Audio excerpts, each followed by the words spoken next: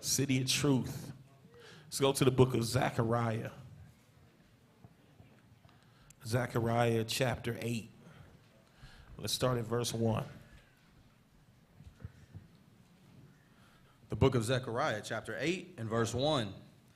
Again, the word of the Lord of hosts came to me, saying, Thus saith the Lord of hosts, I was jealous for Zion with great jealousy, and I was jealous for her with great fury. Thus saith the Lord, I am returned unto Zion, and will, I am returned unto Zion, and will dwell in the midst of Jerusalem, and Jerusalem shall be called. Wait, hold on. Before we see what it says that Jerusalem shall be called, does anybody know what Jerusalem actually means? Okay. What? Place of peace. Okay, indeed. Good. So this place that we know as Jerusalem, a city of peace, all right, is going to be called what? And Jerusalem shall be called a city of truth. A city of truth. A city of truth. Read. And the mountain of the Lord of hosts, the holy mountain. That holy mountain, right, which is talking about Zion, which is in Jerusalem, right? The holy city of David. Go ahead. Thus saith the Lord of hosts, there shall yet old men and old women dwell in the streets of Jerusalem. Now listen up, because we're talking about a city of truth. We happen to have a project going on here at True Nation, right? Right. City of Truth project, right? We're trying to build a community, and we're calling it the City of Truth. We actually have a City of Truth also that's being built in Ghana, right? So now watch this. This is where it comes from, right? Go ahead, verse 4. Verse 4, thus saith the Lord of hosts, there shall yet old men and old women dwell in the streets of Jerusalem. Old men and old women dwell in the streets of Jerusalem. What does that look like? Old men and old women. All praises. Just keep all of these things in mind as we read through them. Read. And every man with the staff in his hand for very age. And the streets of the city shall be full of boys and girls playing in the streets thereof. So you got old men, old women, boys and girls in the streets. Boys and girls playing in the streets of the city. So does it sound like it's going to be like Los Angeles? What hood did you grow up in, and what hood do you live in? Do it sound like that? Think about it. Because remember, it's a city of what? Peace. It's going to be called a city of truth, right? But we know if it's a city of peace, couldn't be peace if it's chaos, if it's violence, if it's crime, right? And older men and women don't tend to hang out when it's not a peaceful situation, right? Definitely boys and girls, we don't allow our children just to kind of play in the streets and run freely when we feel that there is danger, right? Go ahead and read. Thus saith the Lord of hosts, if it be marvelous in the eyes of the remnant of this people in these days, should it also be marvelous in my eyes, saith the Lord of hosts? Thus saith the Lord of hosts, behold, I will save my people from the east country and from the west country, and I will bring them, and they shall dwell in the midst of Jerusalem, and they shall be my people, and I will be their God, in truth and in righteousness. He said, and I'm going to be their God, but I'm going to be their God. Because people be like, oh, our God, God. And a lot of times they ain't keeping commandments. But he said, I'm going to be their God in what? They shall be my people, and I will be their God, in truth and in righteousness. Truth and in righteousness, meaning it's not going to be a situation any longer where folks is referencing God, but they're going to actually know him, and they're going to actually obey him, show that they love him in truth and in righteousness. Read. Thus saith the Lord of hosts, let your hands be strong, ye that hear in these days these words by the mouth of the prophets, which were in the day that the foundation of the house of the Lord of hosts was laid, that the temple might be built. See, here's the thing. We've gotten so used to the hood, so used to the ghetto. That's not what it's supposed to be for us. That's not where righteousness thrives. That's not an easy environment to thrive in righteousness, for truth to thrive and truth to prevail, right? This is something that we got to take into consideration. Some of us, we done lived in the hood all our lives, and we kind of used to it. So there's no sense of urgency to try to get up out of here, right or wrong. You comfortable. Feel like, for the most part, everybody in the hood, they know you, they know your family, they know your kids, and you comfortable. But one of the things you got to understand, okay, maybe nobody does something physically to you, but what's happening to your spirit? What's happening to the spirit of your family, of your children in particular? Think about that. Go ahead and read. Verse 10. For before these days there was no hire for man, nor any hire for beast, neither was there any peace to him that went out or came in because of the affliction. For I set all men, every one against his neighbor. He said, and it's been like that, and it's still like that. Go ahead. But now I will not be unto the residue of this people as in the former days, saith the Lord of hosts. For the seed shall be prosperous. For the seed shall be prosperous. The vine shall give her fruit, and the ground shall give her increase, and the heavens shall give their due. And I will cause the remnant of this people to possess all these things. There won't be need for your super grocery stores anymore, right? So we're going to be back home. We're going to be back in the situation where we have the power of feeding ourselves again, right? He says, for the seed shall be prosperous, the vine shall give her increase, and the heavens shall give their due. And what? And I will cause the remnant of this people to possess all these things. Why would he say that? Because we really don't possess anything right now as a people. That's one of the reasons why we always talking about schemes of what we going to do next, how we going to get this business up and running, how we going to make that happen. We're trying to do this to pull together to make some money and get things going, get some residual income going. He said, it's not going to be anymore. He said, I'm going to give you back all things again. Because they were originally, it was meant for us to rule, and to not only rule, but us to have possession of the earth. That's what it's supposed to be. You're not operating in the capacity that you were created to operate in. You know that, right? Okay. Read. And it shall come to pass that as ye were a curse among the heathen, O house of Judah and house of Israel, so will I save you, and ye shall be a blessing. Because we seem to be a curse. They always talking about how, when we move into the neighborhood, property value goes down, so on and so forth, right? Mm-hmm. See a group of us coming, there's trouble. Yeah. He said, it's not going to be like that any longer. It's not. We're gonna be acknowledged as a blessing. Go ahead and read. Fear not, but let your hands be strong. For thus saith the Lord of hosts, as I thought to punish you when your fathers provoked me to wrath, saith the Lord of hosts, and I repented not. So again have I thought in these days to do well unto Jerusalem and to the house of Judah. Fear ye not.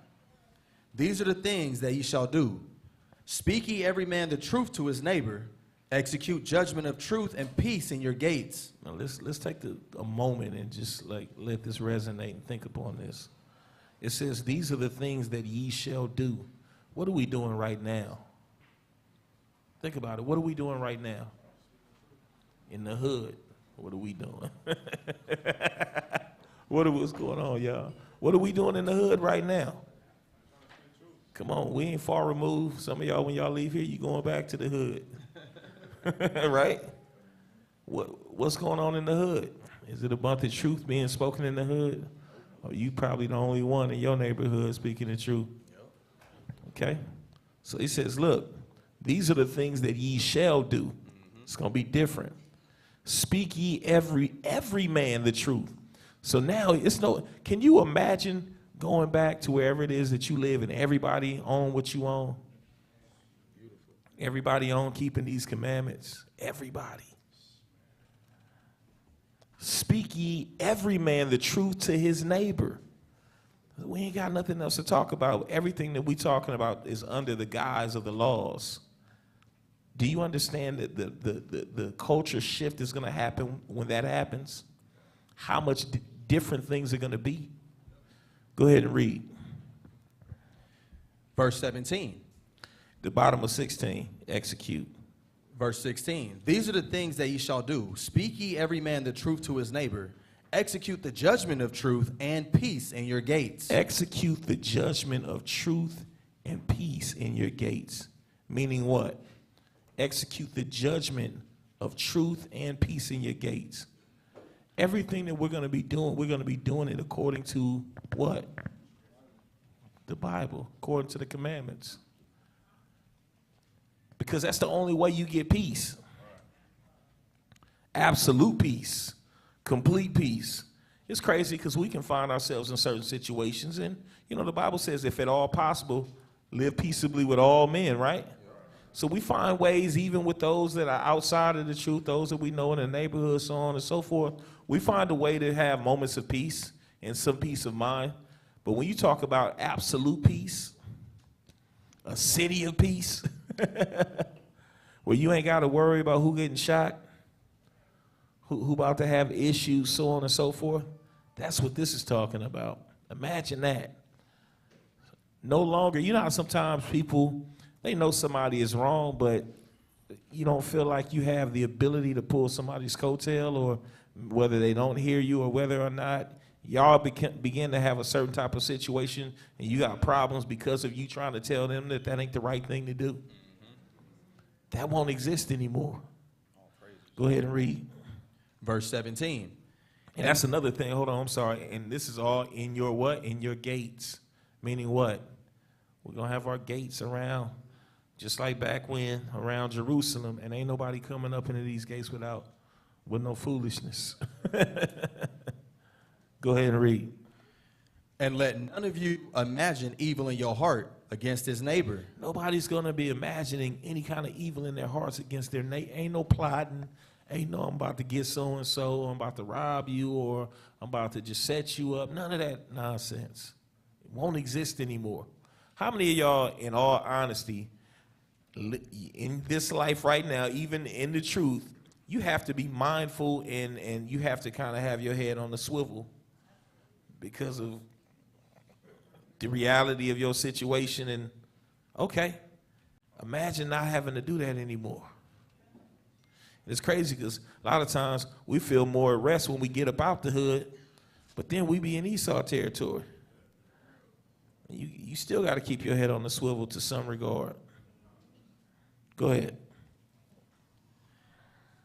And let none of you imagine evil in your hearts against his neighbor, and love no false oath. No false oath.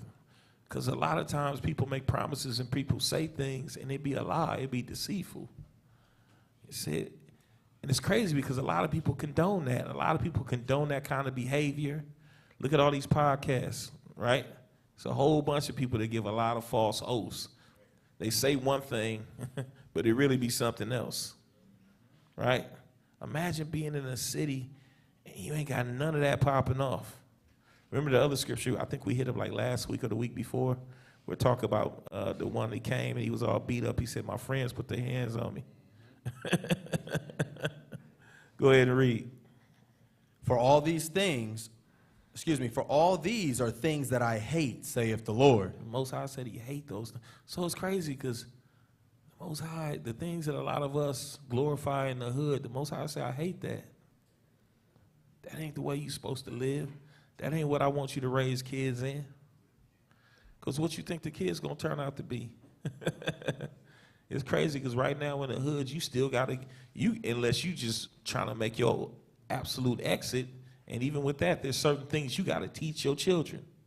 If you got sons, you got to teach them a certain way, certain things you don't wear, certain way you don't represent yourself, right? Even the young ladies that we raising, having to be mindful of certain things because there's dangers out there.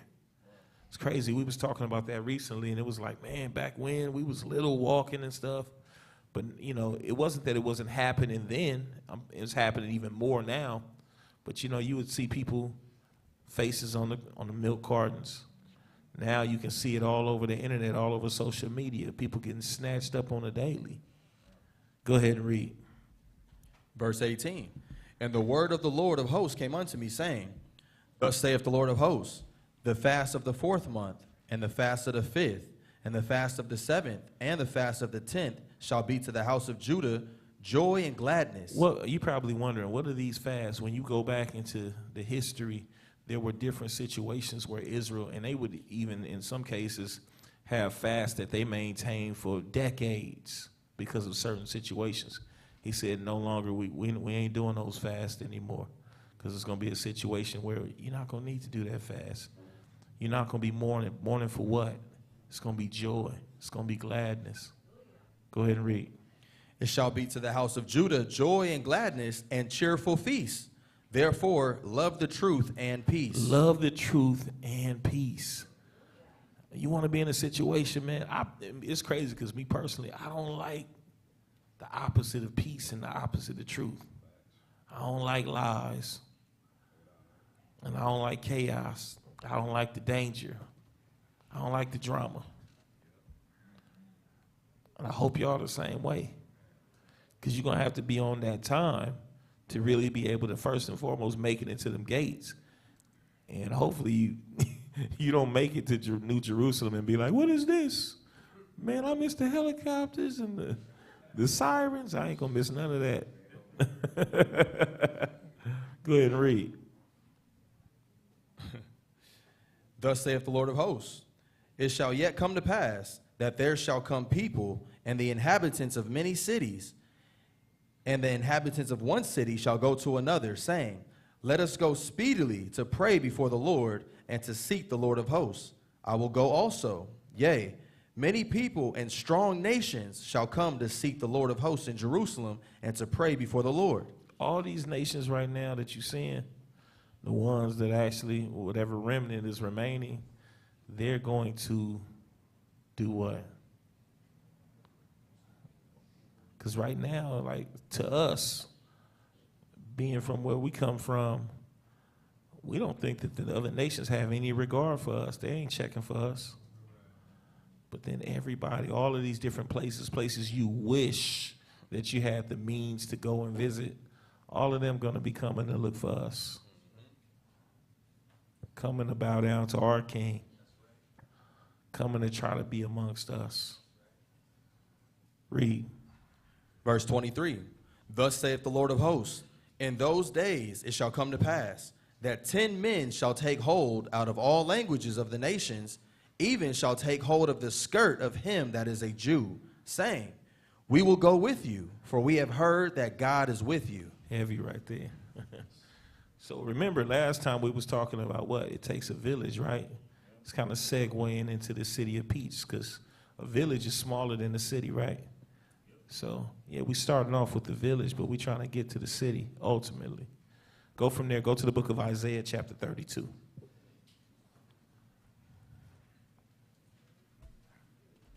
Isaiah chapter 32, and we're going to start at verse 1.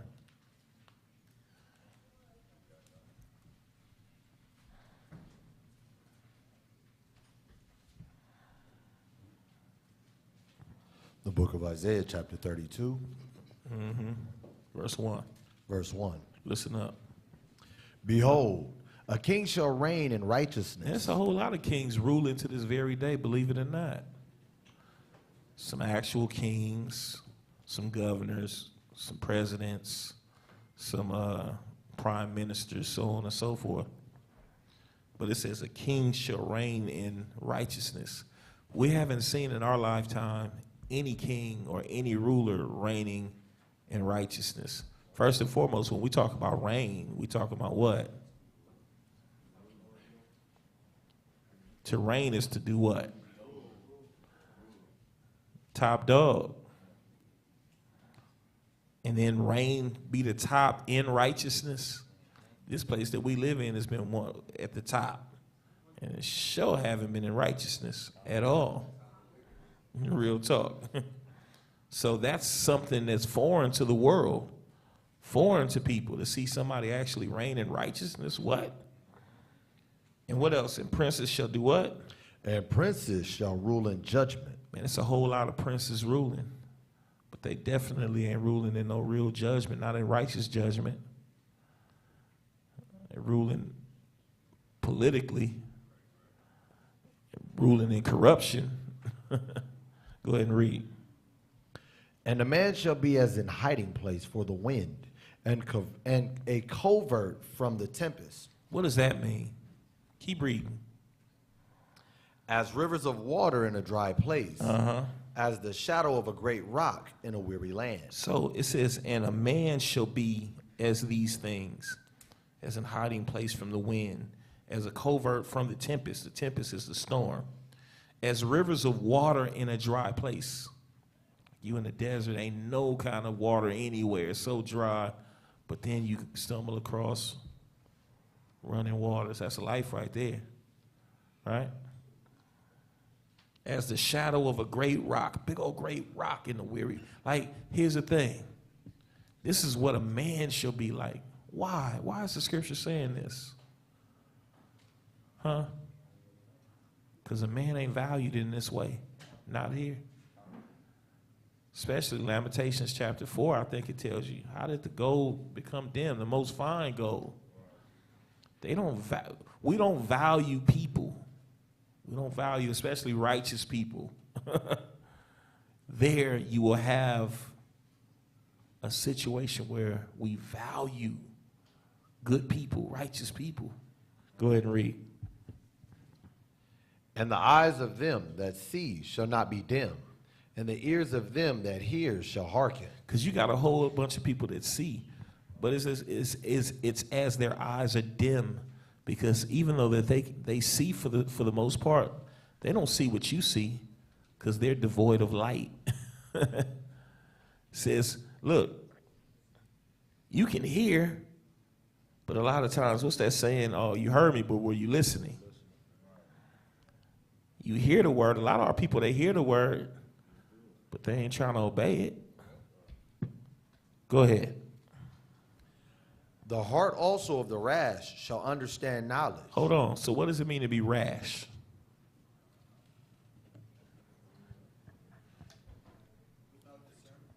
I'm going to tell you what it means to be rash. To be rash is when you do or say things, right, and you don't consider the consequences. That's what being rash is. And it's crazy because outside of the truth, obviously, there's a bunch of rash people. But unfortunately, it's a bunch of rash people in the truth.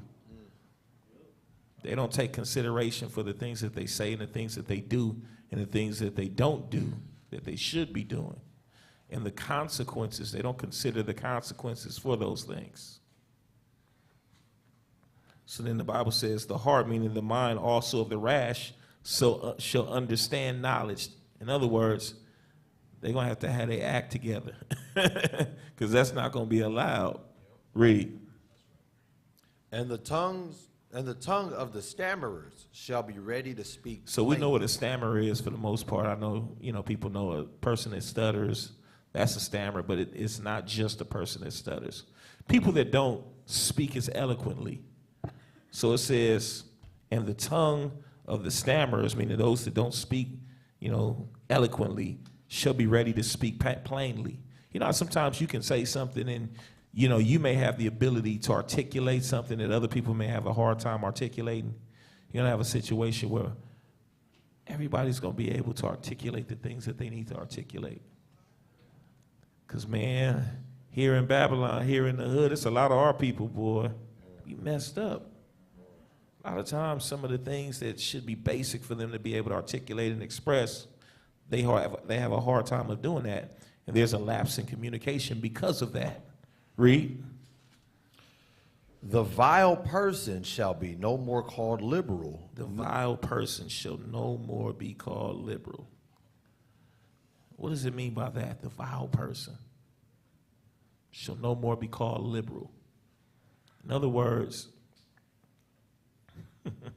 we have a way about trying to make people who are showing through their actions that they detest the Most High. We have a way about trying to make them okay, not all that bad. They're not wicked. And what are they? Come on.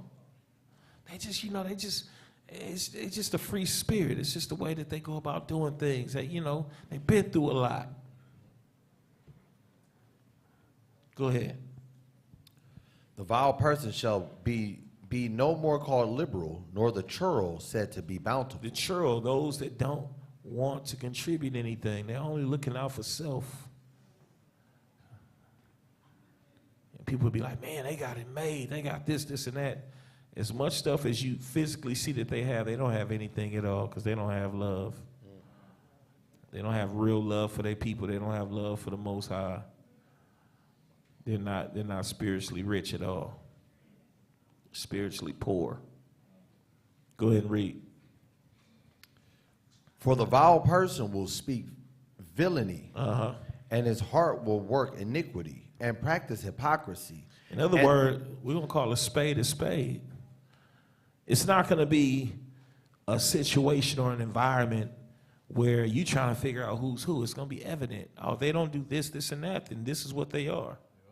Period. Read. For the vile person will speak villainy, and his heart will work iniquity, and practice hypocrisy, and to utter error against the Lord, to make empty the soul of the hungry, and he will cause the drink of the thirsty to fail. The instruments also of the churl are evil. He deviseth wicked devices to destroy the poor with lying words, even when the needy speaketh right. But the liberal deviseth liberal things, and by liberal things shall he stand. Rise up. So when it says the liberal deviseth liberal things, people that don't want to subscribe to the law, that don't want to live according to this book, what are they going to do? They're going to devise liberal things, meaning what? Liberty means what? Freedom. Oh, you don't have to do it that way. That's not the only way. It's just like back when Oprah said, I forgot the nonsense she said, something, it's many paths to God. It's not just one path to God. She said that nonsense. This is what liberal people do. And liberal people make good TV shows and good movies. And, you start saying, oh, they're not all that bad. Liberal people make good posts. They say good things. Oh, man, that's so real, for real. They can't be all that bad. Before you know it, you're letting your guards down. You know how many times that happens? I guarantee that's happened to some of y'all this week. Promise you. Before you know it, certain things don't seem as bad anymore. Go ahead. That's the type of thing that'll destroy you from the inside out.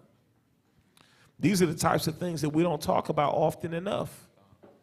Because you got your guard, you super Hebrew and all. And these are the things that allow your enemy to slip right in. Easily. Easy work. Read. But the liberal deviseth liberal things, and by liberal things shall he stand. Rise up. He ain't going to stand for the Most High, but he'll stand by his principles and whatever it is. That's just like the hood. That's how it is in the hood, right? That's what I stand on.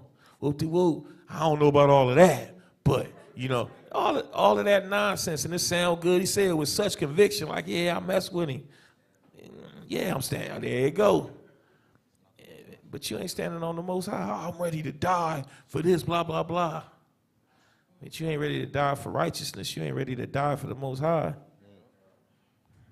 And we look at it, we be like, man, he real. That's a real one. At what point are we going to be looked at as the real ones? Ain't nobody going to look at us as the real ones until we see the realness in the mirror because of what we standing on. Your kids ain't going to look at you like that until you realize that and you embody that. When they see that you ain't playing no games and you're ready to stand and die for these laws, I guarantee they'll respect it. I promise you they will. Until then, they going and they hear it in everything that we do. They hear it. Your music, if you making music just to make music and to try to be famous or whatever, or try to get your little coins up, I promise you it ain't going to translate. It's not going to translate. When you decide that you're not going to talk about and endorse what the world is endorsing, you really got to, for real, mean what you say and say what you mean. And it got to look convincing. or else these kids ain't buying it. When these kids see that you're ready for whatever, and that it is whatever, because you're going to stand on this the business that you're going to stand on, that's when they're going to say, I'm all in. I'm going to be just like my daddy. I'm going to be just like so-and-so. That's when the world is going to respect it. Go ahead.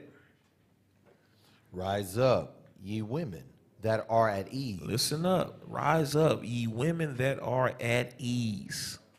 It's crazy because it seems like we always trying to be in a place where we want to be at ease. We want to be happy. We want to have all the things that we need. We want to be comfortable. But the Bible says, rise up, ye women that are at ease. Get off of your behind. Watch this, read. Rise up, ye women that are at ease. Uh-huh. Hear my voice, ye careless daughters. So it's crazy. It was a footnote when I looked up careless, because careless just ain't enough. Because you'll say easily, I ain't careless. He ain't talking to me. The word that was given is complacent. Do you know what complacent means? What does complacent mean? I'm going to tell you what complacent means. Showing smug. What does the word smug even mean? Right? Let's see what the word smug means. Having or showing an excessive pride in oneself or one's achievements. In other words, you feel like whatever you done did, whatever you doing, like I'm doing this, like how dare I, like I ain't doing nothing, I'm doing this and that. I fixed you breakfast. I washed clothes this week. Right? And you feeling like, oh, I'm good. No. You ain't good until the assignment is completed. That makes sense? Who with me or who hate what I'm talking about? So it says complacent, showing smug or uncritical, listen up, smug or uncritical satisfaction with oneself or one's achievements. Uncritical satisfaction. Are you critical enough with yourself and what you're doing? Or are you uncritical? Meaning, you just like, oh, I did this and that's good. That's enough. That should satisfy. That should be satisfying. The Bible is calling out those who are complacent, right? Careless women for what? It says, give ear in verse 9. Give ear unto my speech. Listen to my speech. Because that's another thing that happens with the children of Israel. How many lessons I done came before y'all? About if you had to pick a percentage of all the word that I done came to, all the lessons that have come, not only just from me, but from all the rest of these men, and what you've actually changed and applied, what percentage would that be?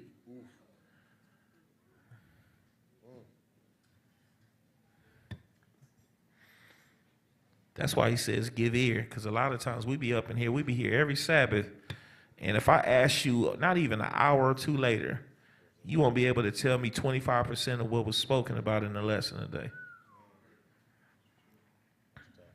That's men and women. They ain't just women. Go ahead. Verse 10, many days and years shall ye be troubled, ye careless women, for the vintage shall fail.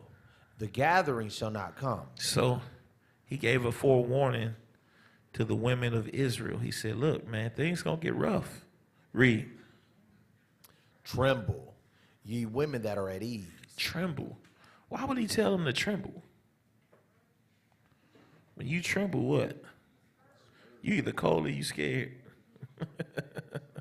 And contextually speaking, I don't think he's talking about you being cold. He says, tremble. You ought to be afraid. Afraid of what?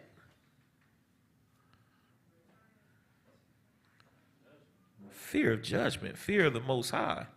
A healthy fear to say, man, I gotta do more.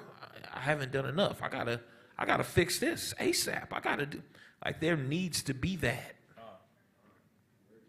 Tremble, absolute urgency. Ye women that are at ease, be what? Tremble, ye women that are at ease. Be troubled. Why would the Most High say be troubled? Because the common characteristic of a lot of Israelite women is they're not troubled. They walking through like it's all good, like we ain't almost at the end. Like the Most High ain't about to show up, like Yahweh Shai ain't about to break out of the clouds, and you're going to have to give account for everything that you've been doing. Tell me if I'm lying. Tell me if I'm full of doo-doo. Tell me if I'm misogynistic. Tell me. Just keep it real with me. Keep it 100 with me. And if you thinking in your mind that I'm getting on the women and not the men, then you definitely ain't in the right place. You got to check that. Because right now, it's time. You got to focus on you. You focusing on putting your life jacket on so you could do what? You need to be trying to save your kids. How you going to save your kids and you ain't even willing to save yourself? Kids still need help. How you going to help them when you ain't going to even survive because you about to drop down? Think about that. Listen, watch this, read. Tremble, ye women that are at ease. Be troubled, ye careless ones. Go ahead. Strip you and make you bare, and gird sackcloth upon your loins. Man, and this is a lesson for me. This is a lesson for me. Because nobody likes to be uncomfortable. Nobody likes to struggle. But now I understand. Most High said, man, trust me. If I let y'all get money, if I let you get too good, Solomon said it. He said, look, don't make me too poor, because if you make me too poor, I'm going to go and do something stupid. He said, but don't make me too rich, because if you make me too rich, I'm going to be a whole nigga. And I'm going to forget the Most High. That's what he said. So he telling you right here. So this is time for you to stop complaining about what you ain't got and all day nagging about what you want. He got you in a position that he got you in for a reason, to humble you, so it'll be easier for you to connect back to this book. That's okay with me. I'm all right. Most High letting me know that. He like, hey, it's part of the plan. Because if I give you too much, you ain't rocking with me. Trust me, you're gonna be off on some other stuff. That should give somebody a little bit of relief up here today. Like, oh, now I understand why it's so hard for me. Okay, all right, I'm gonna humble myself. Go ahead, read. Tremble, ye women that are at ease. Be troubled, ye careless ones. Strip you and make you bare, and gird sackcloth upon your loins. In other words, he said, look, as comfortable as you trying to be, as cute as you always trying to be, there's a time for cuteness, because remember, Queen Esther wasn't like she was just raggedy. She had to look, but who was she looking good for? She was looking good for the king. There's a reason behind it. I hear a lot of women, I do this for me. That's a problem. Yeah, I ain't going out looking like this for nobody else. It's for me. I ain't saying be raggedy, but I'm saying like, hey, there needs to be a consciousness of the state that we're in as a nation and where you need to be so that you could be a help to your nation and a help to your husband, a help to Israel, a help to your children. Because what happens, we have a certain propensity, and our like, trust me, Israel, we wax fat and kick. We think we got it going on, and you're going to see that. And that becomes an issue. Straight up. Go ahead and read. 12. Verse 12. They shall lament for the teats. The teats are talking about the breast and the nipples. Now watch this. Why does it say they shall lament for the teats? Because you're dealing with what? When you're dealing with that, dealing with milk, and milk is for who? It's for the children. What's wrong with the children? Let's read on. For what? They also lamented for what? They shall lament for the teats, for the pleasant fields, for the fruitful vine. Upon the land These are the things that we missing. These are the things that we missing. These are the things that have been destroyed. Our children have been destroyed for so long. Our fields that we once owned, fields that we once fed from, have been destroyed and taken away from us. Sometimes you got to remember what you lost. Because when you don't remember, if you don't consciously remember what it is that you lost, that you had, that you're supposed to have, you don't stay in the right spirit. You don't stay in the right state of mind. You start feeling more entitled than what you should feel.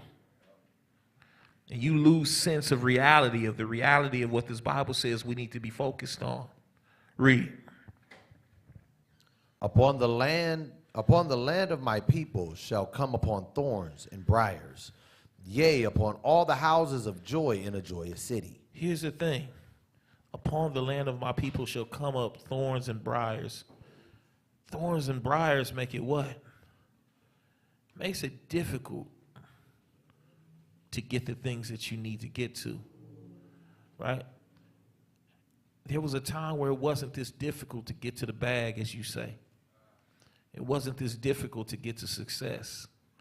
You look around you like, wow. And you look on the internet all the time, maybe like, man, they got kids making millions of dollars. Everybody making money. Oh, man, all you got to do, you make money off of Amazon. You do this. So why is it so hard for us to get the money? Thorns and the briars. Yeah. So it's a reason for all of this. Yea, upon all the houses of joy in the joyous city. Go ahead, verse 14. Because the palaces shall be forsaken, the multitude of the city shall be left, the forts and towers shall be for the dens forever, a joy of wild asses, a pasture of flocks. Have you seen what Jerusalem looked like, what our land looks like? Ruins. It didn't look like that when we were living there. You do realize that, right? It did not look like that when we were living there. Read. Until the Spirit be poured upon us from on high, and the wilderness be a fruitful field, and the fruitful field be counted for a forest. See, that Spirit is being poured upon us right now. Yeah. And the wilderness be a fruitful field, and the fruitful field be counted for a forest. In the process of making that happen again on multiple levels, not just in Jerusalem, the actual physical place of Jerusalem, but also what? In regards to the children of Israel and the fruits of the Spirit that you should see in us. We've been lacking for so long in the fruits of the Spirit. When you look around you, do you see a lot of fruitfulness here? I'm hoping. But if you're being honest, I guarantee it ain't probably as fruitful as some may think. It could be a little bit more fruitful than what it is. Are we really showing the fruits of the Spirit to one another? Are we really dealing with one another with that long suffering, that kindness, that being willing to, we're going to touch on them Beatitudes. We're really dealing with each other in that spirit. What's the best way I can say this? A lot of us, we deal with the day-to-day and we just deal with me. But you don't realize that we're a nation of people. Even though you don't necessarily always see it, there has to be some type of strategy going on, some type of government going on. It makes sense. You may not have much to do with it and you don't regard it, but it has to be. It has to be. Or else we wouldn't be able to accomplish anything. That makes sense. In other words, there's a lot more for us to do. Sometimes people, you see a couple of bodies in this building and you feel like we done did it's a lot of work to be done. It's a lot of work. That's the reason why you're here. You're not here to be entertained. You're not here, and it's a perk. All praise be to the Most High. Hopefully, myself and the other teachers are giving you guys great lessons, and there's an aspect of it being entertaining at times. Hopefully so. But that's not what you're here for. You're here to do what? To work. To put in your bricks, not brick. That's what we're here for. A lot of times we don't get that. We lose sight of that. That's the reason why it's so difficult to build. So difficult to get home. Go ahead and read. Then judgment shall dwell in the wilderness, and righteousness remain in the fruitful field. And the work of righteousness shall be peace, and the effect of righteousness quietness and assurance forever. And my people shall dwell in a peaceable habitation. That's what Jerusalem is all about, because you hear Jerusalem, you hear it, but Jerusalem, listen, Jerusalem, salam is shalom, right? Peace, this place of peace. The only way you're going to be able to really have, it's not just about it being a physical place. It's the actual spirit that the name tells you what it's supposed to be. It's supposed to be a place of peace, a place where we don't have to worry about being at war. We don't have to worry about those dangers that we have to worry about over here in Babylon, over here in captivity. The work of righteousness shall be peace, and the effect of righteousness, quietness, and assurance forever. You don't feel assurance for a day. That's one of the reasons why you'll hear me all the time. Most High willing, most High willing. Because I can't even tell you for sure that I'm going to be here on the Sabbath. Because I might not make it. I might not make it from point A to point B. So don't assume. But when you get back home, and he said forever, you good forever. You don't even know in your spirit what that feels like to be good forever. To be good forever. I ain't never got to worry about getting shot, getting in no mess, getting locked up. I never got to worry about my next meal. I don't never have to worry about none of that. I don't never have to worry about trying to make another dollar, about trying to pay rent and pay a mortgage. Never again.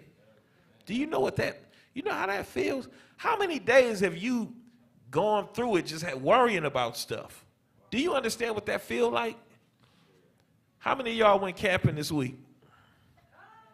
How free did you feel being disconnected for real and not having to worry about?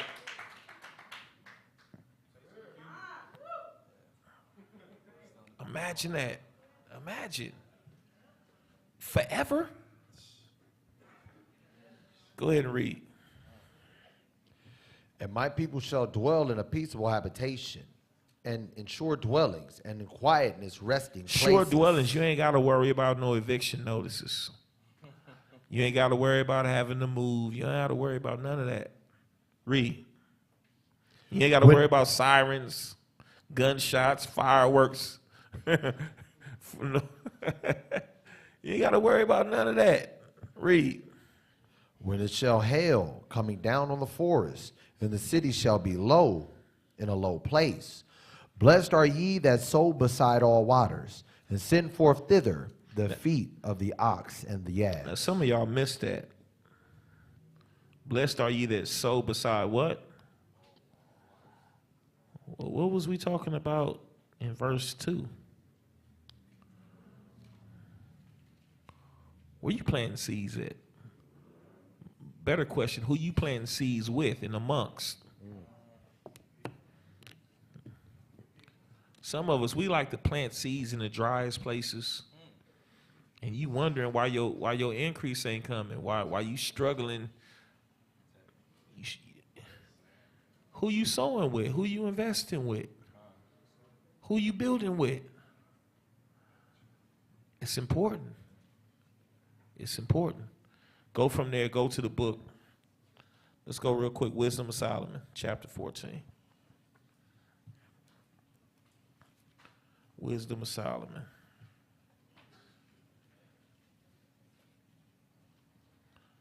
And let's get 22.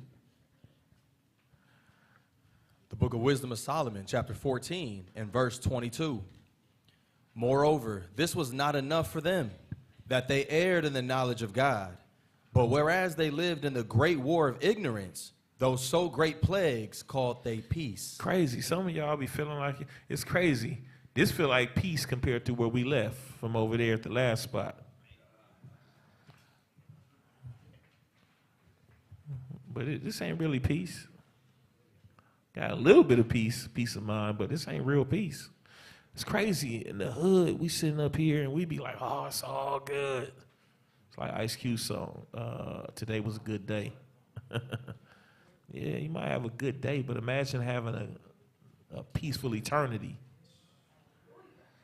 Say, but whereas they lived in the great war of ignorance. Do you understand what the Bible is talking about? We live in the great war of ignorance. It's crazy. So now, hold on, watch this. There's more information that's out today than there's ever been in the history of this earth. But yet you're in the great war of ignorance. The root of ignorance is ignore. What are people ignoring? They go to YouTube, they get everything that they can. Oh man, so-and-so telling us this, man, that's on point. You getting all of these, you be on Facebook, you be on your Instagram, reposting and all of that. But you ignoring this. People out there, they got all kind of knowledge, they doing this and that, but they ignoring this right here. The great war of ignorance, those so great plagues called they peace. And it's all good to them. Especially they start making a little bit of money. $1 million ain't nothing no more. It's something to you because you ain't got it. But to people that's making millions, $1 million ain't what it used to be. I forgot there's some ridiculous number. It's a gang of millionaires being made on a day-to-day basis. Thousands. Every day. We sitting up here like, yeah, man. Like things is dope right now, man. This that time, man. This that time. Is it really? It's that time to repent. It's that time to get your mind right and start focusing in on this book. Go ahead and read. Verse 23, for whilst they slew their children in sacrifices. Hold on, how we slaying our children in sacrifices? It's crazy. We ain't slaying our children, or my child right here. You sacrificing your children on YouTube and all the other nonsense that they just consuming on a day-to-day basis. It's just ruining their spirit. Yep. Go ahead. For whilst they slew their children in sacrifices, or used secret ceremonies, or made revelings of strange rites, they kept neither lives nor marriages any longer undefiled. We there. Lives and marriages, no longer undefiled. They be defiled to the fullest. Yep. You heard it. Go ahead and read. They kept neither lives nor marriages any longer undefiled, but either one slew another traitorously or grieved him by adultery. And we call that entertainment because that's in your all the podcasts. They talking about this stuff and so this happened in news today. Go ahead. So that there reigned in all men without exception blood, manslaughter, theft, and dissimulation, corruption, unfaithfulness, tumults, perjury. Unfaithfulness. Now, with all of this, unfaithfulness is in there. Mm-hmm. Unfaithfulness. To the point, man, you do get in a good marriage and you still feeling some type of way. Because I can't trust nobody. Yeah, it's too good to be true. Who can find a actual devout person to marry? Like, it's bad. Read. Disquieting of good men, forgetfulness of good turns, defiling of souls, changing of kind. Watch this. Changing of kind. Boy, this was supposedly it was Pride Month just recently. It is supposedly. Oh, it's this month, supposedly. Pride Month.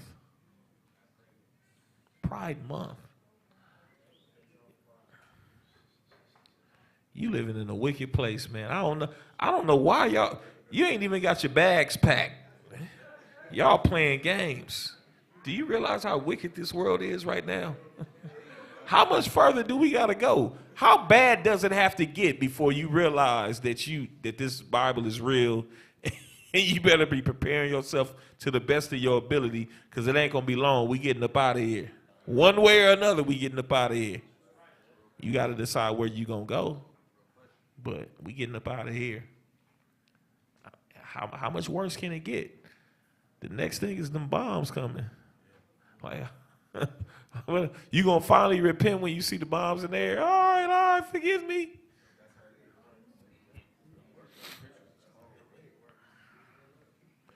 People like, oh, I'm going to do my thing. I'm going to come in the truth. Like, assuming that you got tomorrow. That's, you know what kind of mind you have to think like that? Some of y'all are so-called in the truth that you like, I'm gonna get it right, I'm gonna get it right. I'm just gonna, give me a couple of weeks, give me a couple of years. I'm gonna start being obedient to everything in the Bible. Just give me a couple of years. You know what's so crazy?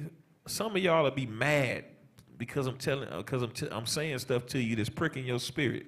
I'm telling you the truth, and you'll be mad talking about, why are you getting on me? You're in a dangerous place. You're in a dangerous place. That's not exclusive to the women, so stop thinking some of y'all be, oh, you always talking about us. It's men too. All of us. But it's pricking your spirit. That's why you feel like I'm attacking you. Man, yep, exactly. When you start feeling like you're getting attacked, you got to say, you know what? I am being attacked. He might not realize that he tearing me up with this word. But I realize in the spirit, the spirit know, and it's giving me warning. Let me take this warning. Let me get out of my pride. Let me get this honorary look off of my face, and let me get it connected. Let me humble myself to the fullest. Humble myself to the fullest. Go ahead, read. Verse 26, disquieting of good men, forgetfulness of good turns, defiling of souls, changing of kind, disorder in marriages. Of all things, it said disorder in marriage. How many disorderly marriages do we have? Too many. And how in the world we talking about we in the truth and we disorderly in our marriages? A marriage, of all of the things that we struggling with, that should be one of the things that it would seem like, okay, I can handle that. If you find it easier to submit on a job than you do in a marriage, that's a problem. And it's crazy because it's the marriage for the women that they're having a hard time submitting to. And then for the men, it's the marriage. It just ain't the same marriage. It's the marriage to Yahweh, to the king. And what you should be doing for the king that you lacking on. Either way, it's still a marriage. And a lack of commitment, a lack of going to the furthest extent to try to be the best that you can to help to build that house. You gotta deal with that. Think about it. Disorder in marriages, of all things.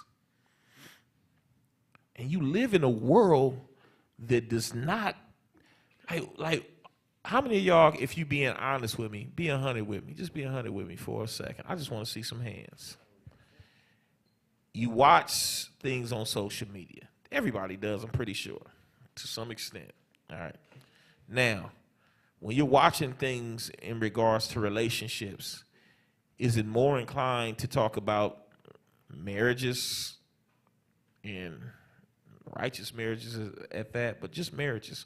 Or are we talking about, is it always talked about usually in the guise of, you just be deserving to be happy and what you shouldn't take, and like what are you watching? Keep it real. Y'all don't Man, be quiet. Y'all be posting it on Tell y'all the stories. truth and shame the devil. Stop playing. Because and it ain't just women, it's men too. What are you listening to? What's being said? Because this will tell you the condition of the world that you live in and how you need to do a much better job at guarding your spirit. This world is difficult to navigate in. So you have to begin to make changes and make conscious decisions so that you can guard yourself and get right and stay right. so that you can be a help to somebody else.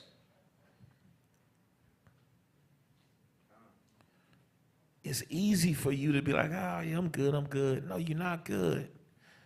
And then you really ain't good when somebody trying to help you and pull your coattail and bring something to your attention and you ain't trying to hear it. You really ain't good. You're very much so in the danger zone when that happens. Watch this. Go ahead and read. Finish that off. All I need is to end at 26. Disorder in marriages, adultery, and shameless uncleanness. All right. Go from there. Let's go to Matthew. Kind of dealing with what I was dealing with last week with the village, because this ties in. Matthew chapter 10. Let's get verse 34. The book of Matthew, chapter 10 and verse 34. Think not that I come to send peace on earth. I came not to send peace, but a sword. So watch this. I want you to keep reading, but watch this. When he says, think not I am come to send peace on earth, I came not to send peace, but a sword. He telling you what time we dealing with. We're not dealing with a time like the peace.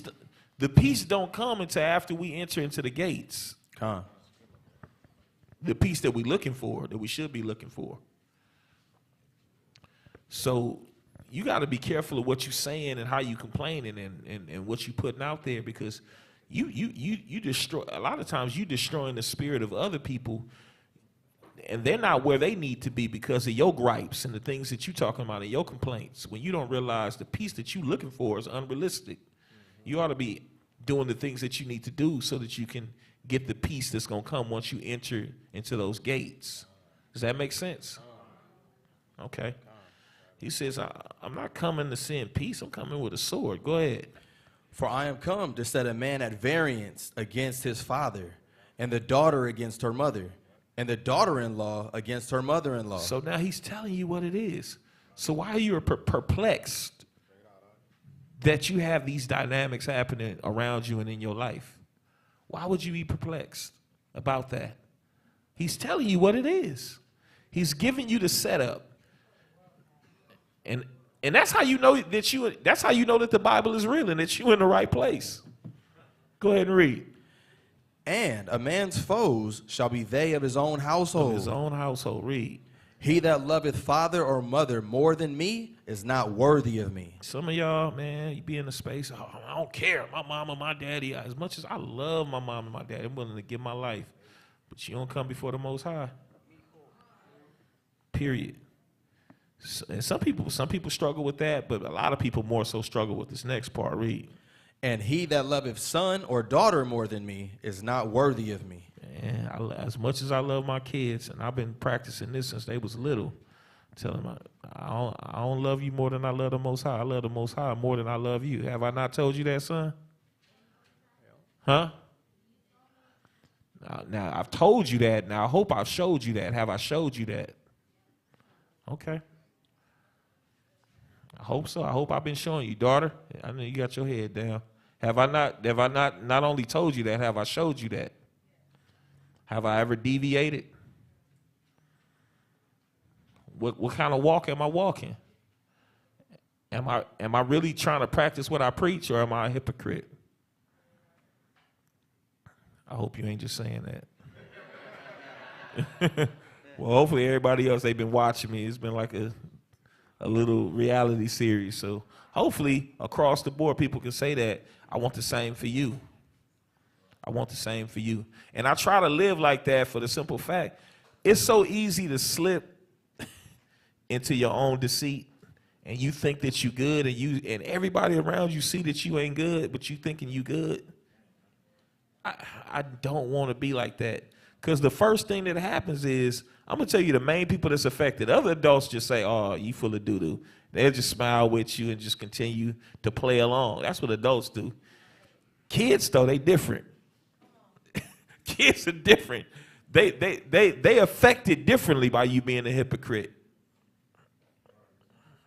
They become very resentful. and they start making decisions of what their life is going to be. And they start not listening as much to what you would intend for their life to be. They start saying, okay, well, you've given me, or you shown me an example to say you were going to live how you wanted to live, so I'm going to live how I want to live. It makes sense.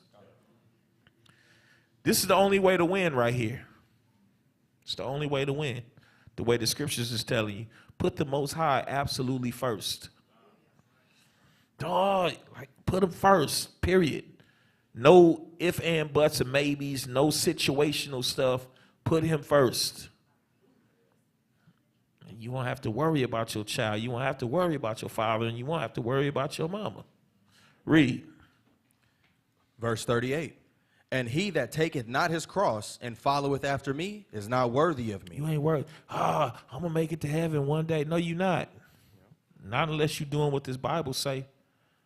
And you holding fast to it. You really living what this Bible say. Other than that, I don't care about your feelings. You full of doo-doo. You're not gonna make it. You got to do what this Bible say.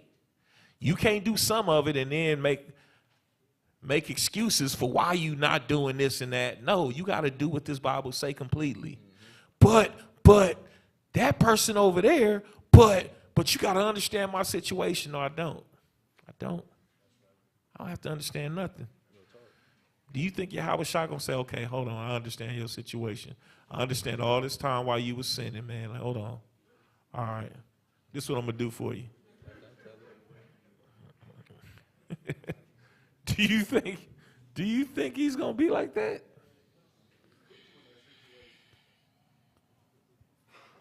He wanted to test you and see what you was made of. See what you was, because really we're just dealing with choices. It's crazy because we all always want to talk about woe is me and this is happening. And at the end of the day, it's just a choice. He'll put you in a situation just to see what choice you're going to make. That's it. Wow, that sounds overly simplified. It actually is. It is. The best thing that you can do is you can do what the Bible says, which is to see what's good and what's not good for your soul. You need to know yourself and be honest with yourself before it's too late. I got a problem with this. Okay, well, I need to let it be known so I can get some accountability. Not hide it, because I don't want people in my business. So your wickedness is your business now. And that's called deceit. How many people are hiding their wickedness, hiding their iniquity, and will be remiss if you would call them deceitful? Yeah. How in the world we going to get the sin out of the camp when you hiding it and you dare anybody to try to pry into your personal business? That's personal. How your sin personal business? Community business. How the demon that you dealing with your personal business? You got a demon that might jump off on somebody else and you talking about, don't tell nobody. That's my personal business.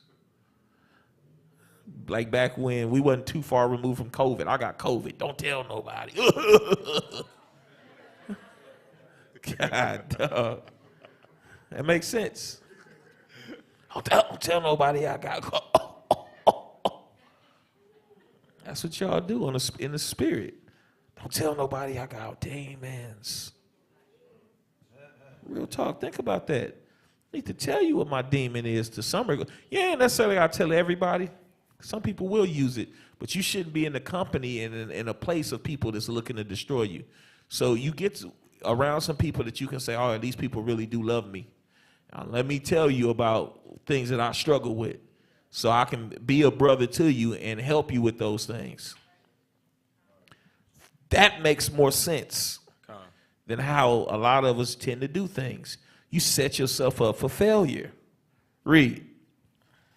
He that findeth his life shall lose it. And he that loseth his life for my sake shall find it. See, you got to be willing to lose that old life, and you will find a better life, a life in righteousness that will lead to eternal life. That's what you want to do.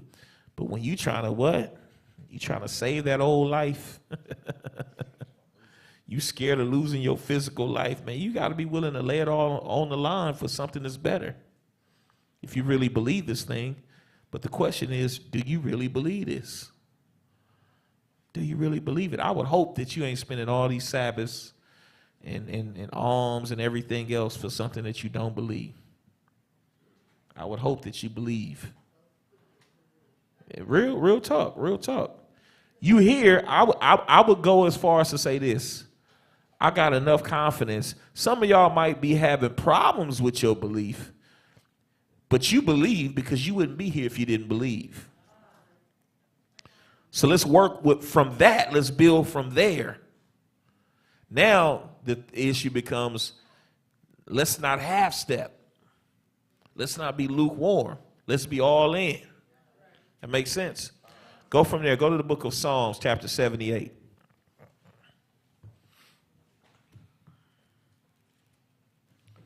Psalm 78, we're going to start at verse 5.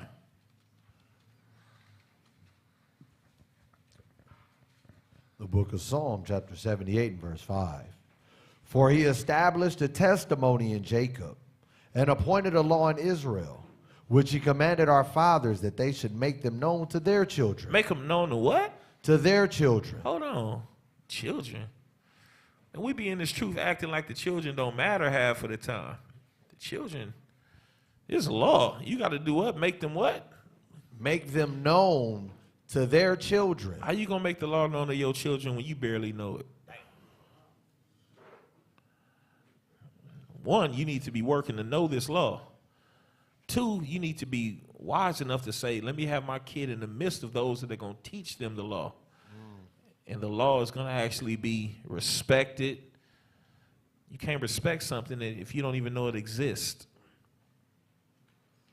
So you got to be amongst people who actually have studied to some degree, but not only who have studied, but that actually practice what they preach, right?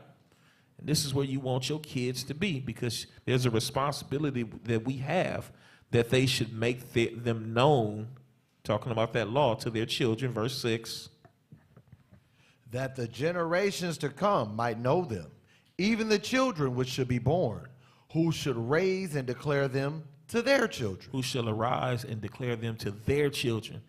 That's one of the main things with this walk that people miss all the time. It becomes, and you don't realize that it becomes unconsciously done. You just focused on you, and you don't realize, man, you got a responsibility to give them to your children, and then to hopefully make sure that it not only sticks in knowledge, but that they actually practice it so that they can give them to their children. Think about that. Read. That they might set their hope in God and not forget the works of God. See, man, you got to be careful to not have your kids setting their hope in this world.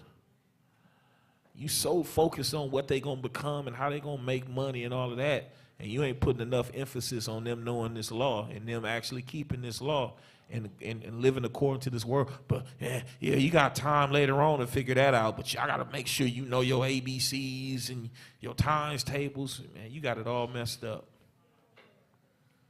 This world has taught you something bad, set you up for failure. Yeah, okay, yeah, you need to be able to read so you can read this Bible. Real talk. All of that other stuff is fluff. All that other stuff we've been glorifying is fluff. This is number one, numero uno, period. I stand on this. I don't care how smart your kid is if they're not righteous. Don't matter. I don't care how doing they good for themselves if they're not righteous. It don't matter. It don't matter. It don't matter. It does not matter.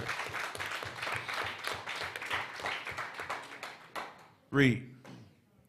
That they might set their hope in God and not forget the works of God, but keep his commandments. They gotta really, this thing gotta be real to them. If it ain't real to you and you halfway do it, what do you expect from your kids?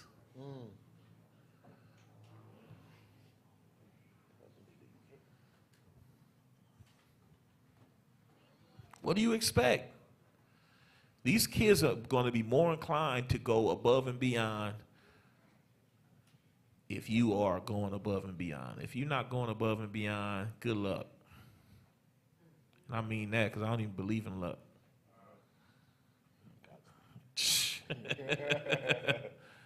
So let's see how it works out for you. You got to be going above and beyond. Quit thinking a conversation every now and then is enough. That's not enough. It's not enough. Then you underestimate their need to have fellowship with other law-keeping kids like you need fellowship with other law-keeping people. Right. Read. And might not be as their fathers, a stubborn and rebellious generation. We got a whole history of rebellious forefathers and those that decided that they weren't going to continue on in truth, decided that they were going to go and do them. We got an elaborate history of our forefathers, of our ancestors that did that. So don't think it far-fetched. Please don't. Don't think it to be far-fetched. It's an easy thing for them to be like, nah, I'm good. And they'll blame it on True Nation. I'm just not with y'all. And they be, oh, I'm still keeping the commandments. How many times have you heard that from people? I'm still keeping the commandments.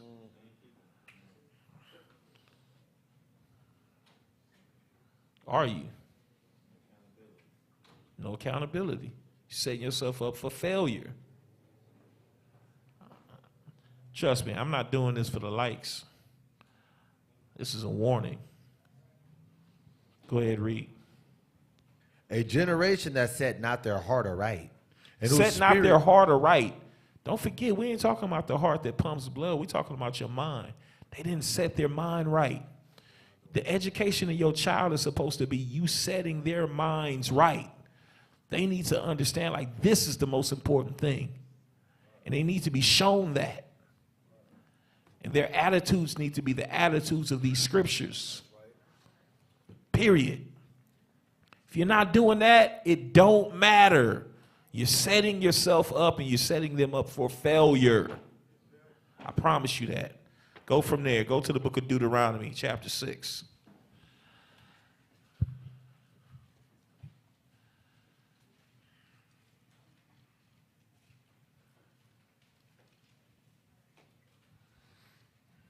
Deuteronomy chapter 6, and let's start at verse 4. The book of Deuteronomy, chapter 6 and verse 4. Hear, O Israel, the Lord our God is one Lord. And thou shalt love the Lord thy God with all thine heart and with all thine soul. Hold on. Let's start off at 4. They call that the credo. Hear, O Israel, the Lord our God is one Lord. And when you see the word Lord, his actual name is actually there. Yahweh. Our God is one Yahweh. Why would he say that? It sounds kind of like a little cheesy. He's one Yahweh. Like, what does that really mean? What it's saying to you is there's only one way. Just like he kept telling you. Just like the king tried to tell you. You come any other way, try to come any other way, you're a robber and a thief. Don't let anybody convince you that there's all these different ways. Oh, it's one way. Oh, I don't believe that. Well, I mean, it's easy for you to believe that, but I mean, why would you believe that? There's so many different ways to make money, to do this and do that, and okay, all right. Keep thinking that. It's only one way. One. Don't think you're going to deviate and you're going to remix it and you got a way that's going to work. The Bible tells you that the way is narrow and it's straight. And and the Bible says, as a matter of fact, it's so narrow that only one person at a time can travel down it. And it's fire on one side and water on the other side. What Bible are you reading? Because that's what the Bible that I know says. So that's what he said. When he's saying, look, this is the word of Yahweh. Not no other gods, not Krishna and whoever else you want to say. He's telling you what it is, the way to get there. If you want to come, if you want to go, Now, if you don't want to go, then be my guest. Live your life freely. But if you want to get there, this is the way. Read. Hear, O Israel, the Lord our God is one Lord. And thou shalt love the Lord thy God with all thine heart, and with all thy soul, and with all thy might. So now the first thing is he said, love him with all your, because you hear that, oh, with all, I love you with all my heart. And it really didn't mean anything for you because you never thought about it. With all of your heart? Yeah, with all of my heart. I love you with all of my mind. Because that's how you really love. That's how a woman really loves her husband, to give him all of her mind, to be a mind well instructed. That's how we love our king, with all of our mind. He told me, I can't do this, this, and that, and be like, but I'm going to pass on that. He ain't going for that. He like, well, I don't need you. If you ain't, I got these that are willing to do what it is that I would have them to do. I don't need you. You really gonna get rid of me because I don't do this one thing? Yep. Yes. Oh, that's cold-blooded. Hello? Hello? Did he hang up on me? He'll have to deal with you. Whatever spiritual line you think you got disconnected, you don't have to deal with that. It's that simple. Go ahead and read. And these words which I command thee this day shall be in thine heart. And thou shalt teach them diligently unto thy children. Not passively to your children, but diligently. Diligently. How diligent have you been in teaching your children? That's why they need to be here. That's why they need to be amongst other children. Because it becomes, see, you can say all you want, but sometimes it's hard, man. Those children got to see it manifested in other children. Like, oh, they for real about that. In this environment, I can't just do or say anything. They really stand on that. And then they need to see if it's cool. They need to see like, oh, that's doable. Okay, that makes sense. It sounds weird when you don't see it in action and all you know is a situation where none of that is happening. And all right, and then I hear some stuff. It sounds weird to me. But now if I'm in a place where it's at play and like people are actually, practicing these things, now it seems more conceivable. All right, I could do that. I could mess with that. Oh, it makes sense. Not only does it make sense, it's something that I can be proud of because it's something that belongs to us. Oh, when I'm reading this Bible that the whole world talks about, this is actually my history book. This is actually me in here. That makes a difference. Read. Verse 6, and these words which I command thee this day shall be in thine heart. Listen up, verse 7. And thou shalt teach them diligently unto thy children, and shalt talk of them when thou sittest in thine house. When you sit in the house, don't spend forever in a day on social media and on the iPad and on Netflix. And if you because it's not like it's a sin, watch your movies. But while you watching that movie, make sure you reinforce it. Son, daughter, this, what they doing wrong here.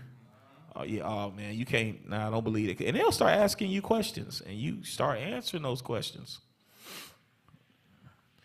Because otherwise, they'll take it for face value, whatever they're being taught through, television or whatever it is that they're consuming, the music that they listen to, so on and so forth. That's why it's so much bigger than what people would take it to be for us to make the music we making. We got to get to a point where we actually making content. We're Kaylin at. That's why it's so important. We're trying to make Israelite content, right? And it's not weird. It's dope, right? We got to do it. We're trying to take back the minds of our people, the minds of our children. Read. And thou shalt teach them diligently unto thy children, and shalt talk of them when thou sittest in thine house, and when thou walkest by, and when thou liest down. So when you walking by the way, when you out and about, we still talking law. I'm still teaching. And it ain't got to be no weird stuff. It ain't got to be like, how you had a weird moments. Well, let's talk about Deuteronomy. No, it got to be like that. It ain't gotta be like that. It's just in everything that you're doing, you know, you constantly reinforcing. How many times are you in the world and you see somebody they working behind this you know, the counter, hey, hello, excuse, can I help you? And then you have to say, oh, you know, son, or you know, daughter, that ain't acceptable according to the Bible, blah, blah, blah. It's things like that. You're always just reinforcing, always showing them and teaching them. That's not how we do things. Even in business, that's another thing, because the way business is being done out there. Go ahead and read. And when thou walkest by, I'm sorry, and when thou liest down, that's another thing. When you are sitting down, when you lying down, man, like, make sure you keeping these scriptures at the forefront of your conversations. Read. and when thou liest down, and when thou risest up. At night and in the morning, hey, you reinforcing.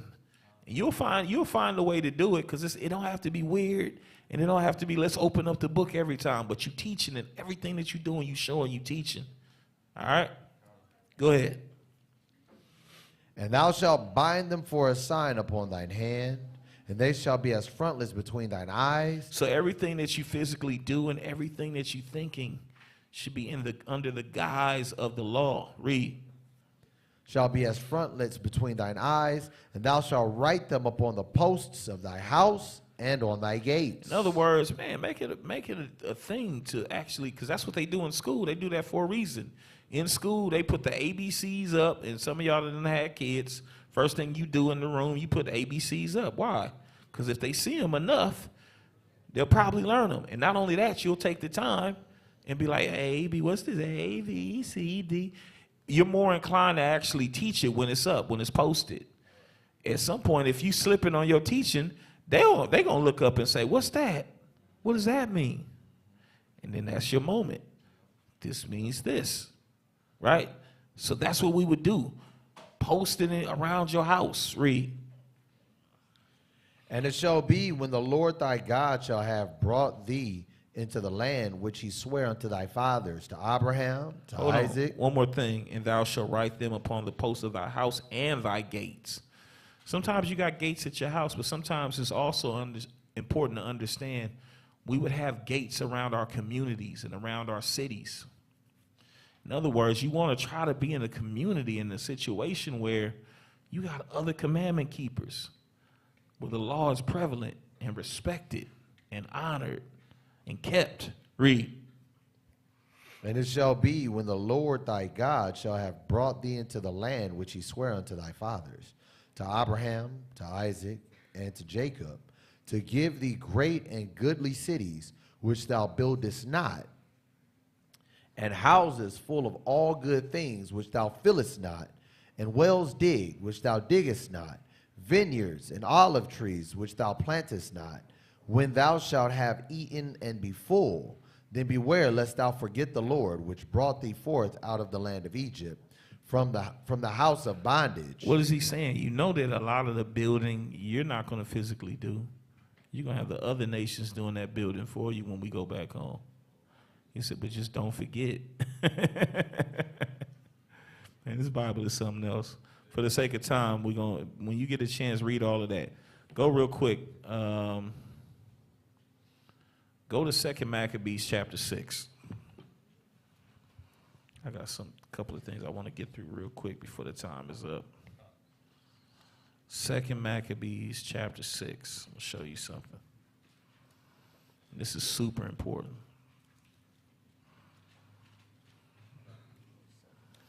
Yep, 2 Maccabees chapter 6.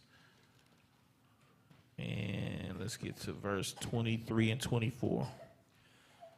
The book of 2 Maccabees, chapter 6 and verse 23. But he began to consider discreetly, and as became his age, and the excellency of his ancient years. This is an Israelite man by the name of Eliezer, right? And they were trying to have him and use him to cause the nation of Israel to go into sin. So they wanted him to eat of something unclean, of meat that was unclean, that was an abomination, right?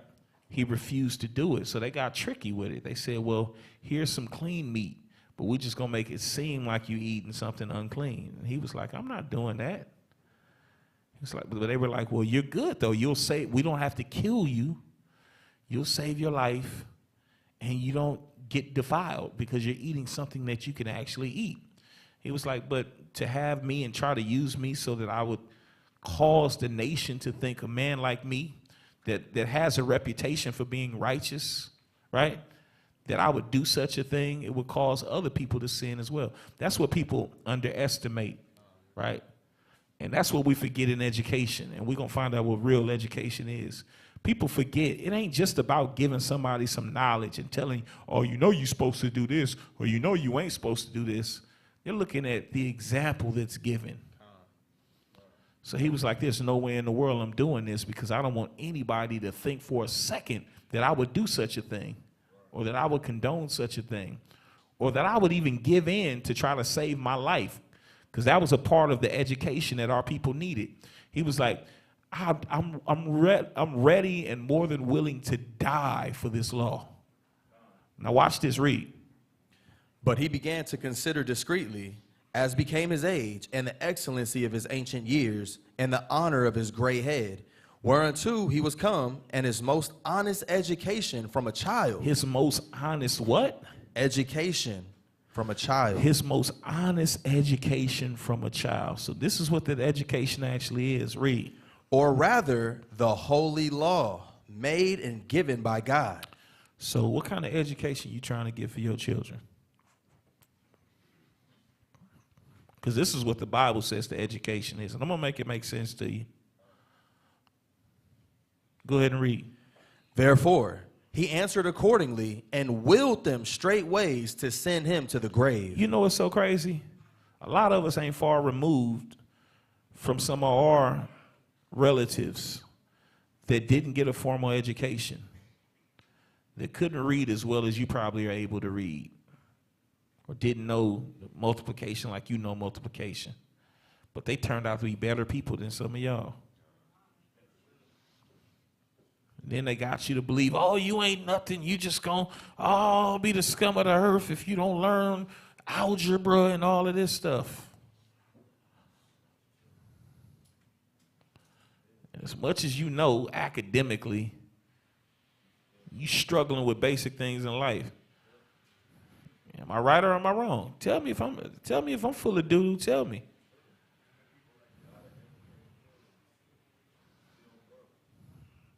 A whole lot of them that ain't have a formal education, them the ones that got money. Them the ones that actually made something of their lives. Go ahead. Verse 24. For it becometh not our age, said he, in any wise to disassemble, whereby many young persons might think that Eleazar being So what was he thinking about? Was he thinking about, he was thinking about the youth. And he was ready to give his life for the youth. Go ahead, read. Whereby many young persons might think that Eleazar, being 80 years old and 10, 90 years old, were now gone to a strange religion. To a strange religion. Why a strange religion? Your education is your religion. What you practice. Because you're supposed to practice the law. How many of us were taught that?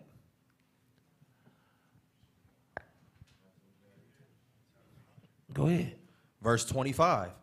And so they, through mine hypocrisy and desire to live a little time and a moment longer, should be deceived by me, and I get a stain to my old age and make it abominable. Man. That's what time it is, man. That's what time it is. Go from there. Go to Esther chapter 14 and verse 5 in the Apocrypha. I got it. Go ahead. I'll get there.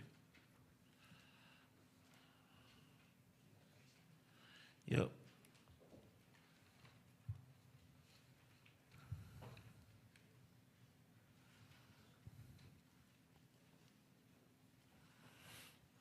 (14 and 5). Verse 5. From my youth up, This is what Esther said. Go ahead. from my youth up, I have heard in the tribe of my family that thou, O Lord, tookest Israel from among all people and our fathers from all their predecessors for a perpetual inheritance. From her what? From all their predecessors. The beginning. From her what? From my youth up have I heard in my tribe and my family. And her tribe and her family. That was her education. From her youth up. She said, I wasn't just told this one time.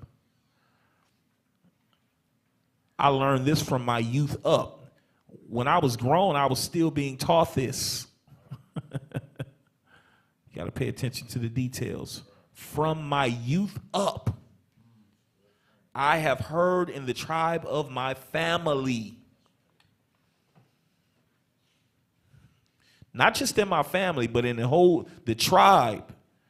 We got a responsibility as a tribe. We talked about that as True Nation. We got a responsibility to make sure that these children are hearing what it is that is important. And don't underestimate what it is that they need to hear from their youth up. Think about that. Go from there.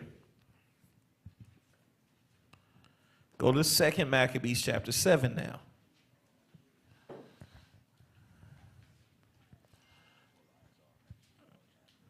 Nah. 2 Maccabees chapter 7, 27 through 33. Verse 27. But she, bowing herself toward him, laughing the cruel tyrant to scorn. So when you get a chance, if you haven't, read this whole chapter when you get a chance.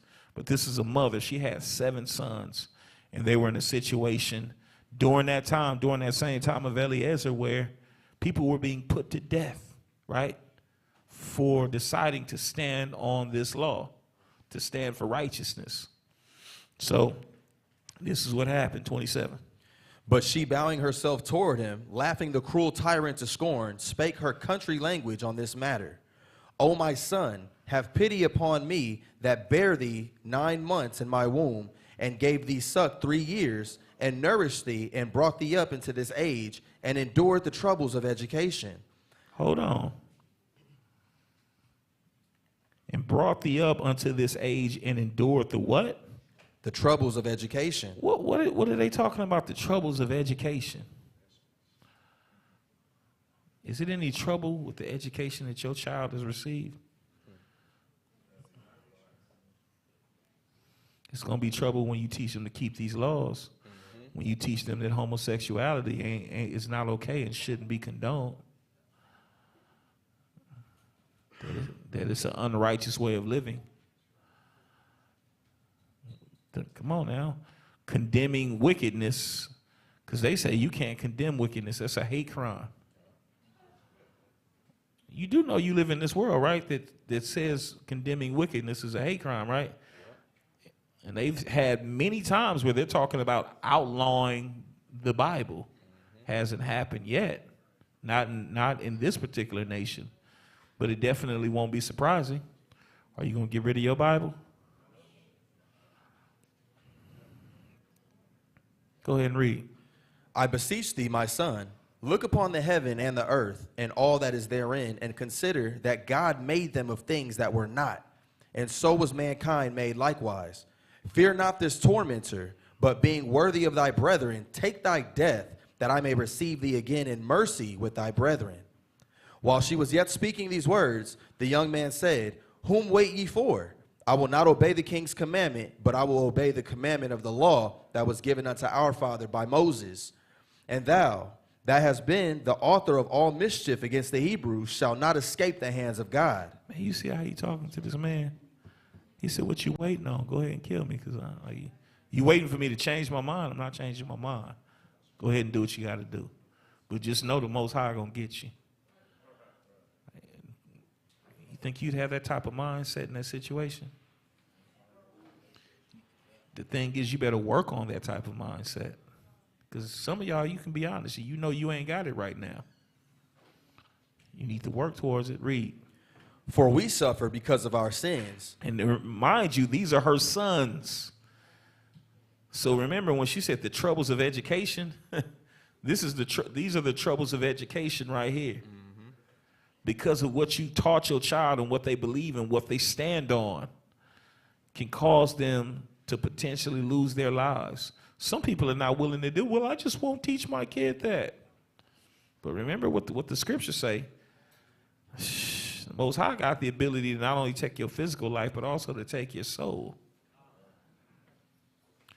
Of course, all of us would hope we never end up in this situation, and we very well might not ever be in this situation. But if you do, I hope you make the right decision. Go ahead and read. Verse 33. And though the living Lord be angry with us a little while for our chastening and correction, yet shall he be at one again with his servants. This is what they learned as a child. 32 one more time. For we suffer because of our sins.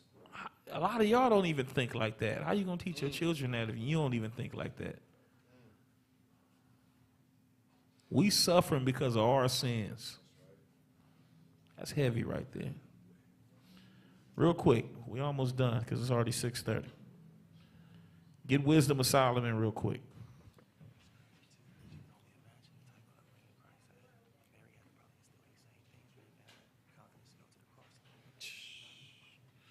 Excellent observation, Yash.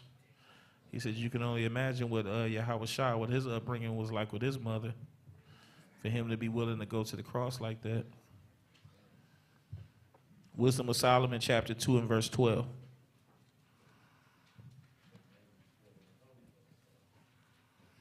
This is heavy right here.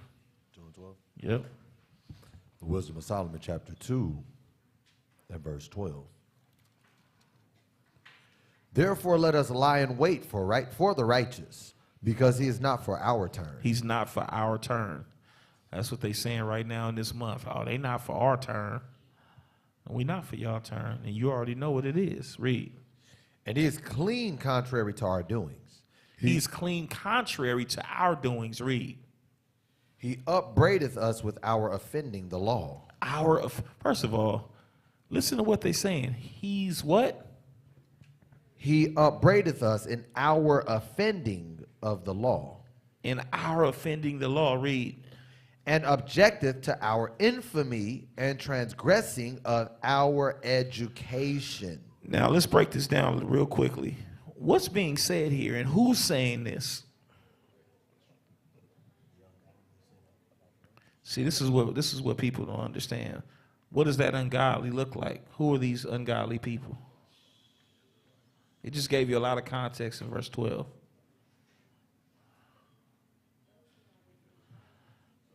Huh? Watch this. He upbraideth us with our offending the law. So in order for them to acknowledge that they're offending the law, then they must know the law to some degree. Then goes on to say, and objected to our infamy, the transgressings, meaning the breaking of our education. They're acknowledging that they actually got the education of what? Of the law. So these are who?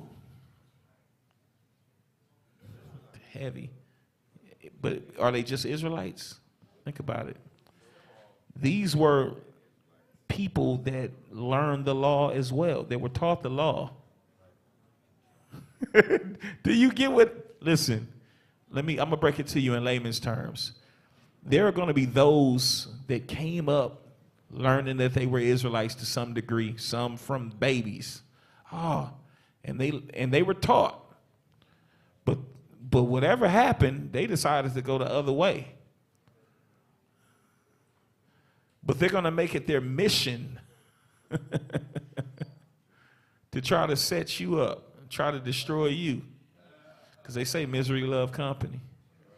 So I know some of y'all be thinking I'll be paranoid and I'll be putting a 10 on the 2 when I'm talking about those.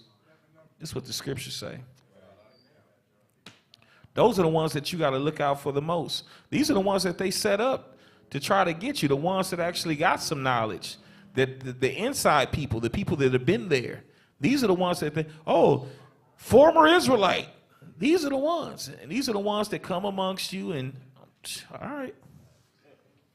But watch this, James chapter 1, verse 26.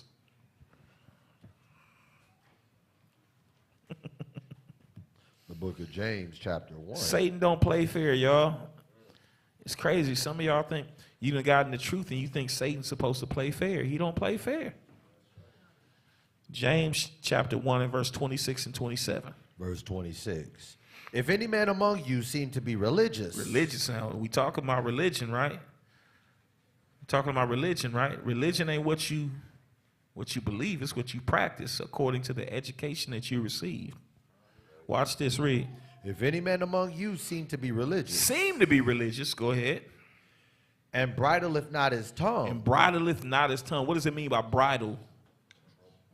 When you bridle a horse, what do? You put restrictions so that that horse can only see in front of them. And that's how you train that horse. We're going straight forward.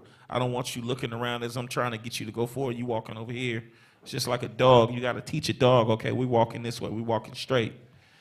You got to bridle your tongue. You can't just say whatever when things come to mind. Right?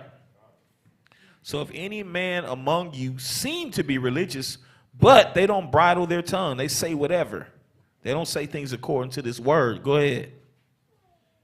But deceiveth his own heart, this man's religion is vain. Vain. But deceiveth his own heart. Because you got a lot of people, sometimes you got people around you that are like that. All of a sudden, like, things can change from day to day. They ain't speaking what this word say, but all of a sudden they get a bright idea because they can't focus on what the law is telling them.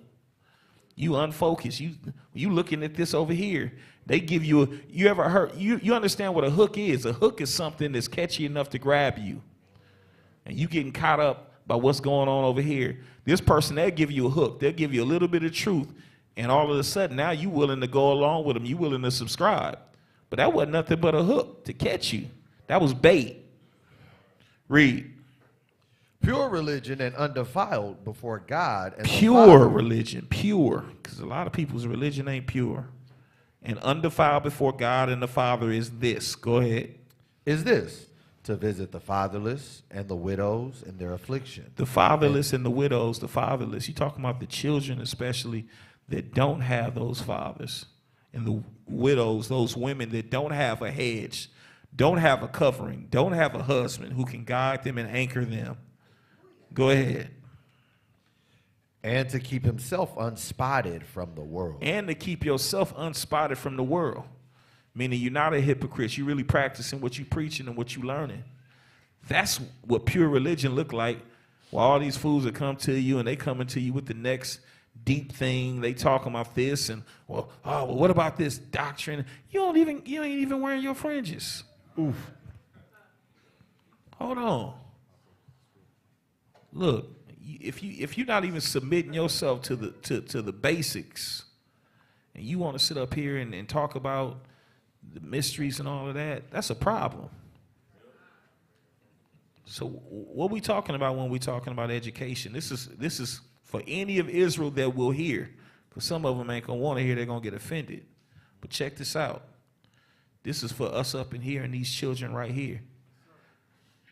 This is what we standing on. We got to stand on this. We got to get right so that they will be right.